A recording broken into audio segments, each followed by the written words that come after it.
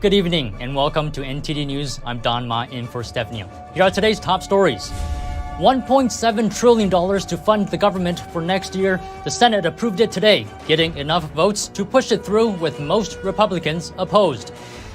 Arizona's makeshift border wall made from shipping containers. The state has now reportedly agreed to take it down again after getting sued by the federal government. The second day of a two-day trial in the lawsuit filed by gubernatorial candidate Kari Lake focused on malfunctioning tabulators and whether they caused Republican voters to stay home. What evidence does she have to prove her case? A dangerous Arctic blast could bring record low temperatures to the U.S. this Christmas. Cities as far south as Orlando, Florida might go below freezing. And the State Department gives what may be its final briefing in 2022. Secretary Blinken covers the department's diplomatic achievements over the past year.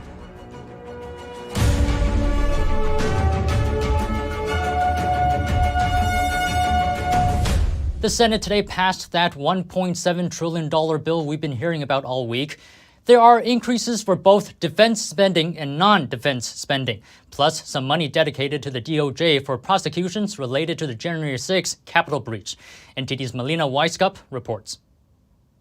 A win for Democrats today on Capitol Hill as they've secured funding levels for 2023 just before Republicans take control of the lower chamber just 2 weeks from now. Summer lunches for kids now every summer.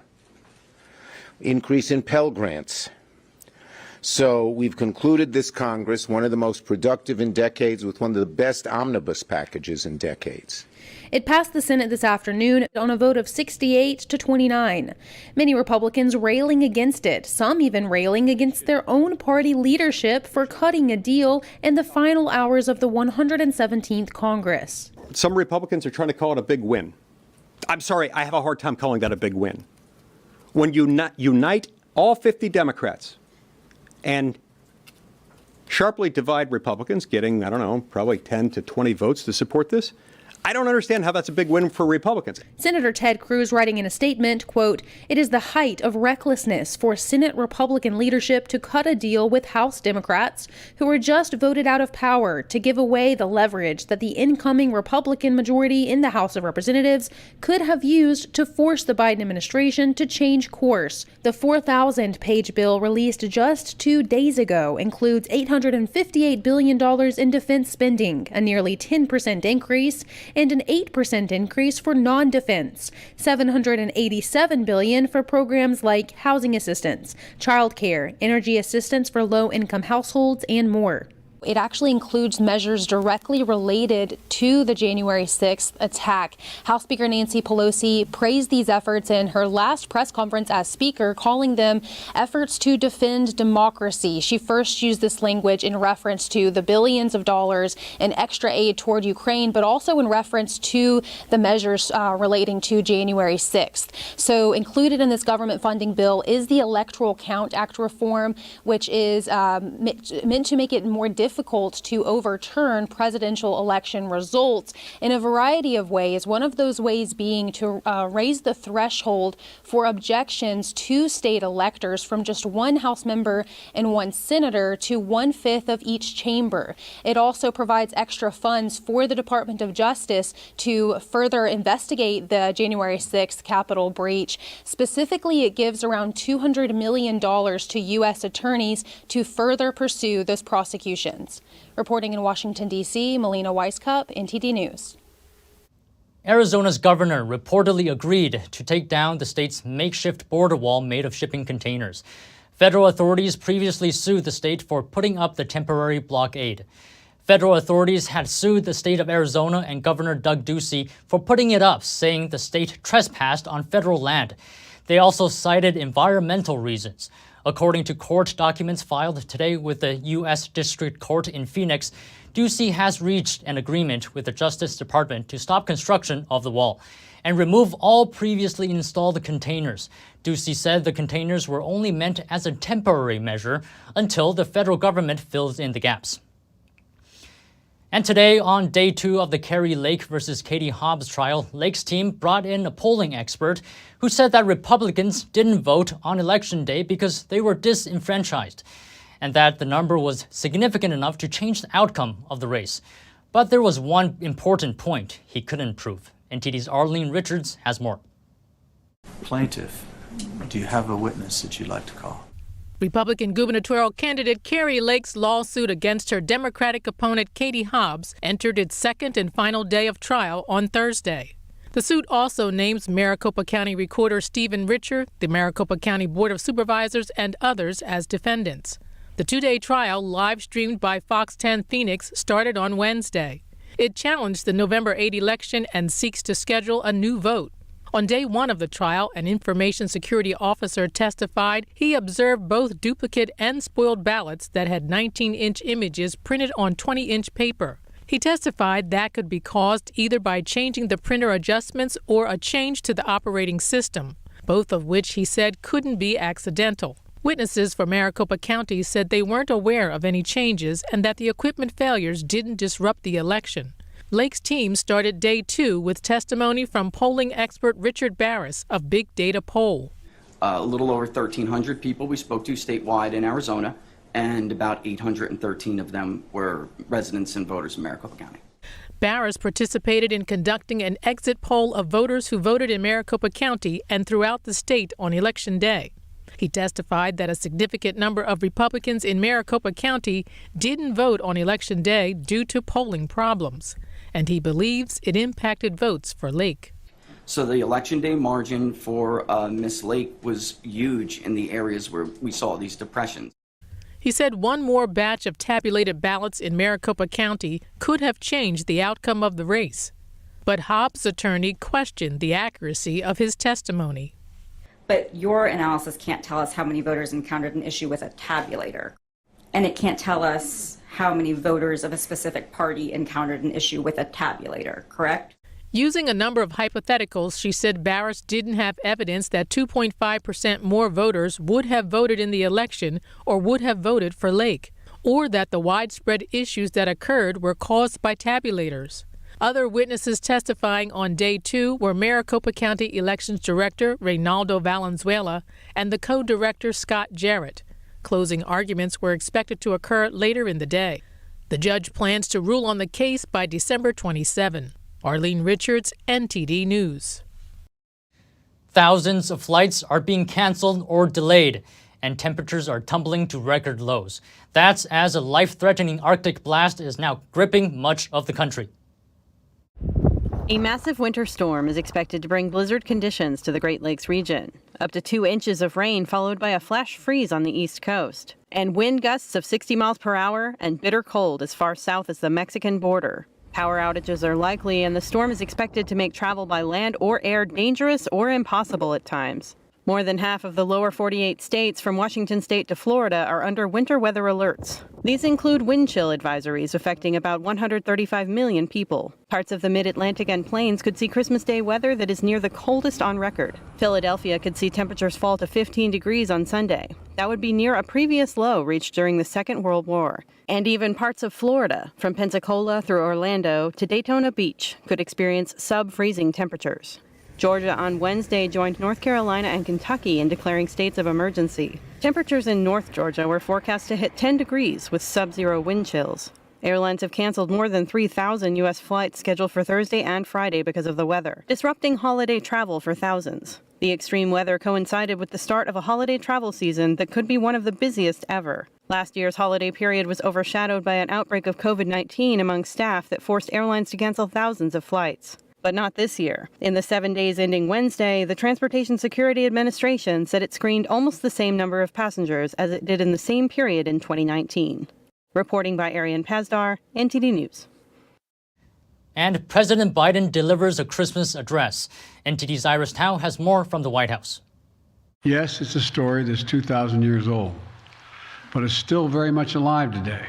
As year 2022 comes to an end, President Biden gives a Christmas address at the White House. He highlights the meaning of Christmas and what he says brings us together. Even after 2,000 years, Christmas still has the power to lift us up, to bring us together, to change lives, to change the world. The Christmas story is at the heart of the Christmas Christian faith. And Biden also looks back at highlights of Christmas time in history, including when astronauts of Apollo 8 circled the moon and spoke to people on Earth. They read the story of Christmas creation from the King James Bible. When in the beginning, God created heaven and earth. That light's still with us. And that's as he pivots to today's political divisions, calling on Americans to take a few moments of quiet reflection. And really look at each other. Not as Democrats or Republicans, not as members of Team Red or Team Blue, but as who we really are, fellow Americans. Meanwhile, Biden's speech comes as the nation readies for a once-in-a-generation storm that's bringing heavy snow and flooding across the country. Earlier today, Biden gave this warning. It's not like a snow day, when you're a kid. This is serious stuff.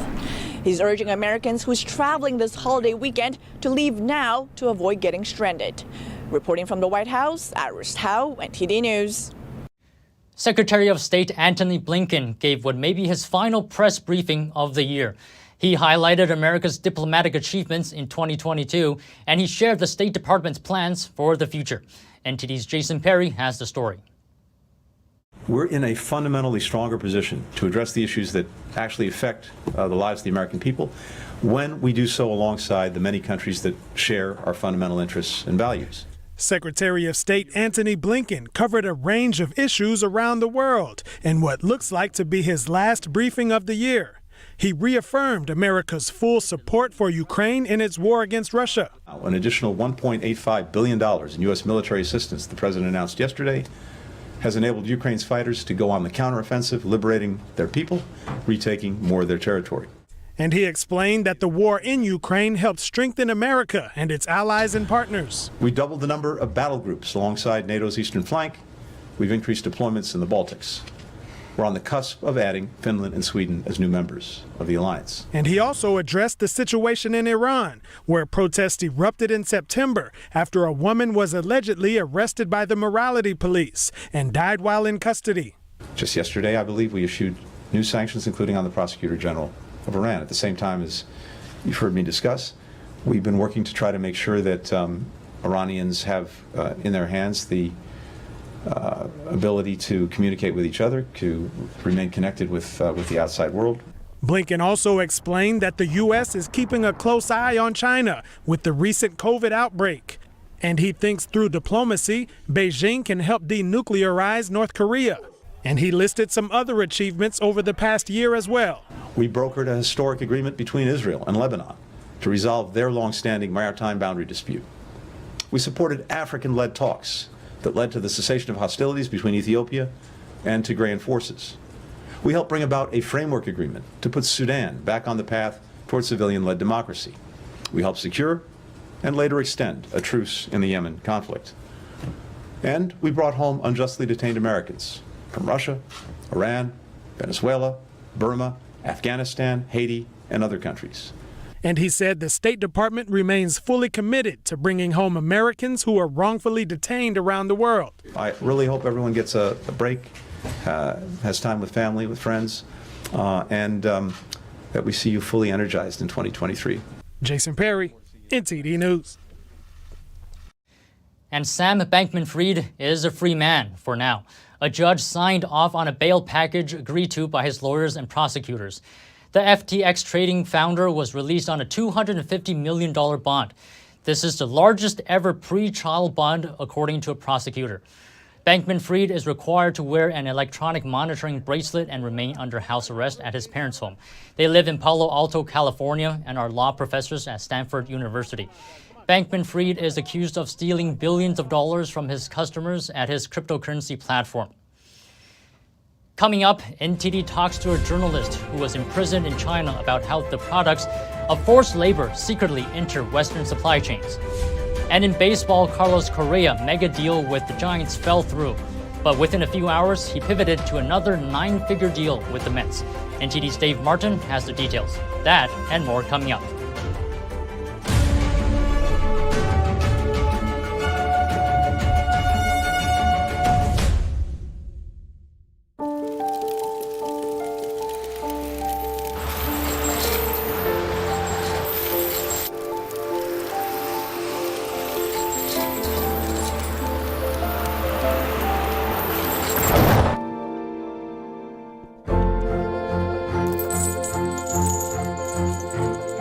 you know dragging chains can spark a wildfire? Only you can prevent wildfires. Navigating a world of economic madness, you need to have the right guide. What do today's decisions mean for your tomorrow? We ask why. What's the alternative? Uncover the deeper reasons and the hidden influences, and highlight the real opportunities for profit. At NTD Business, we connect the dots for you. Good evening. Thanks for joining us. NTD Business. I'm Paul Green.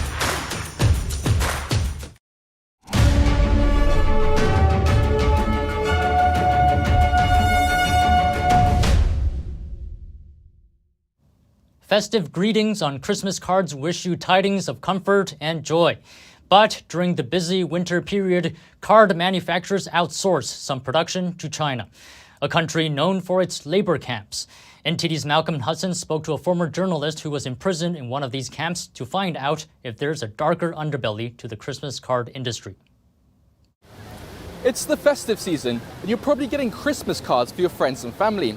While they're wishing you a Merry Christmas, if you look at the bottom just over here, it says they're made in China. But given China's extensive track record of human rights violation, it begs the question, who really made these cards? It's widely known that Chinese prisons use prison labor to manufacture goods. To learn more, I spoke to a former journalist and fraud investigator, Peter Humphrey. He spent 2 years in Chinese prisons from 2013 to 2015 on false charges, and was subjected to forced labor. Manufacturing labor participation was partly optional for foreign prisoners. It was not optional at all for Chinese prisoners. In all the Chinese cell blocks, everyone was forced to work in a factory which was part of the prison. They were making packaging components such as, tags that go onto various products, for example, and labeling holders and so forth. Things like that, quite simple. While he said that prison labor for foreign prisoners was partly optional when he was there, he noted there's been a change under Xi Jinping. Humphrey said Xi has ordered prisons to toughen up on foreign prisoners. They are now forced to work just like Chinese prisoners. When he was there, Humphrey saw goods being made for companies like H&M, Disney, Zara and Logitech. This is commercial stuff where certain officers within the prison go out and win orders from a Chinese company. The prison itself has a commercial entity. In other words, the prison has its own company through which it transacts this business. Every prison has one. And so they bring in orders and they get a bonus on their pay packet for bringing in these orders. And then the prisoners actually fulfill these orders. And certain officers seem to be deeply involved in this whole process and operation. In 2019, a young girl in London opened up a pack of Christmas cards and found a message from an inmate at Qingpu prison. It was addressed to Humphrey. He'd spent time at Qingpu prison too. In the message it says, "We are foreign prisoners in Shanghai Qingpu prison, forced to work against our will. Please help us and notify human rights organizations. Use the link to contact Mr. Peter Humphrey at ft.com. And when I saw this card, I really felt that I recognized the handwriting as one of the African prisoners who I knew. The little girl's Christmas card story helped to highlight China's forced labor problem. Humphrey said the Chinese prisons get work contracts from different Chinese companies, some of which already have a business relationship with Western companies. He says that's how forced labor secretly enters Western supply chains. And that's why a lot of companies that are manufacturing things in China are unable to drill right to the bottom of their supply chain through due diligence processes to check whether or not any part of their supply chain involves prison labor. It's really difficult because of all the secrecy. They can't get inside a Chinese prison to check. NTD reached out to various companies regarding their Christmas card supply chains. A Sainsbury's spokesperson said that many of their cards are made in the UK, that during busy times like Christmas they work with international partners, and that their suppliers meet high welfare and ethical standards. An M&S spokesperson gave a similar response, adding that they have zero tolerance of forced labor and that they do not accept any ingredients or raw materials sourced from Xinjiang. And a John Lewis Partnership spokesperson said, "All our suppliers are robustly audited to make sure workers are treated fairly." Other companies didn't respond in time for broadcast. So to summarize, Western companies contract Chinese companies to manufacture goods. These Chinese companies can then subcontract all or parts of the work to different Chinese companies. A few layers of subcontracting later, and forced labor may be part of the supply chain, all without the original Western companies even knowing about it. That's not to say every made-in-China product is made with forced labor. Many will be made by legitimate businesses with normal employees. But given how hard it is to verify the source, it raises a serious question. How can we really know? Malcolm Hudson, NTD News, London. Since 1992, an ensemble of volunteers reenact the night of the first Christmas to celebrate the real meaning and history behind the holiday. This year marks the last time that Bethlehem AD will be keeping their tradition in one California city. Speak much of Messiah. This is Bethlehem AD, a live recreation commemorating the birth of Jesus. It's set to close after running for 30 years in Redwood City, California. Representatives said that the land was recently sold and told SF Gate that there are no plans for it to continue unless things change and someone new wants to continue the annual event elsewhere. Bethlehem AD is one of the largest living nativity scene in the US, featuring over 300 volunteers dressed as soldiers, merchants, angels, and more. The free community event includes singing, a marketplace, and animals such as camels, sheep, donkeys, and horses. It's a free 20-minute interactive walkthrough experience, rain or shine, hosted by Rise City Church. According to Bethlehem AD, the event takes people 2,000 years back in history to ancient Bethlehem. The idea first came from a 12-year-old boy who one night asked his dad if it's possible to create a real nativity. The reenactment takes place from December 21st to 23rd and draws in 25,000 visitors each year. The nonprofit's website says that for anyone searching for the real meaning of Christmas, the answer can be found within the walls of Bethlehem AD. More information is on its website, as well as a full recording of the event. Now over to sports news. Here's NTD's Dave Martin with today's top stories. Thank you, Dawn. Brittany Griner posted a very thankful note on social media last night while also advocating for Paul Whelan to be brought home. The WNBA star, who spent 10 months behind bars in Russia before being released in a prisoner swap, personally thanked those who wrote to her. Said Griner, quote, "My family is whole, and now thanks to you, we are fortunate to get to spend the holidays together." However, there remain too many families with loved ones wrongfully detained. Griner went on to say, quote, "I hope you'll join me in writing to Paul Whelan and continuing to advocate for other Americans to be rescued and returned to their families." She then ends the letter with a mailing address for Paul Whelan. Whelan has been detained in Russia since 2018, and the State Department considers him wrongfully detained. And in baseball news, Scott Boras, the agent for Carlos Correa, who switched at the 11th hour from signing with the Giants to agreeing with the Mets, said San Francisco contacted him at 8 a.m. Tuesday, just 3 hours before the introductory press conference, saying they needed more time and evaluation. They asked to delay until 1 p.m., but when that time came, Boras, who said they already had Correa's medical information, needed an answer. Boras and his team then re-engaged talks with the Mets and owner Steve Cohen, who was on vacation in Hawaii, and within an hour agreed on the 12-year, $315 million deal that shocked the league.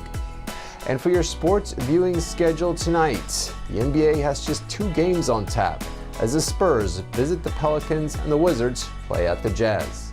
And in hockey, the NHL has 7 games scheduled featuring the Washington Capitals and Alex Ovechkin, who's just 1 goal from tying Gordie Howe for second place all time. They play at the Ottawa Senators. And finally, for you NFL fans, the Jets host the Jaguars on Thursday Night Football. And that's it for the sports news. Back to you, Don. Thanks, Dave. And that's all for today's news. Thanks for tuning in. I'm Don Ma. Good night.